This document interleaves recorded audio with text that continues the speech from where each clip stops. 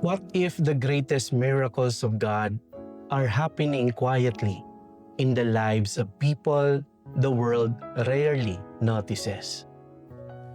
Today's Gospel gives us the Magnificat, the beautiful song of Mary. And her words tells us something amazing about God. He does not search for the proud or the powerful. He looks with love on the lowly. He draws close to those who feel small, tired, or forgotten.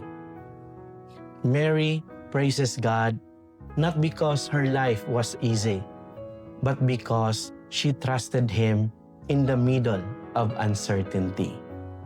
And that trust allowed her heart to sing. So, as Christmas approaches, this is our invitation. Let God see you. Let Him lift you.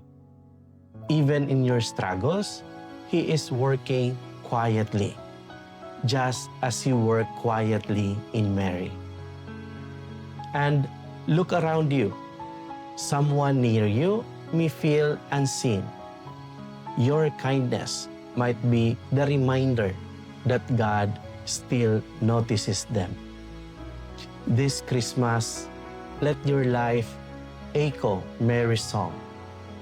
Trust, hope, and believe that God is near.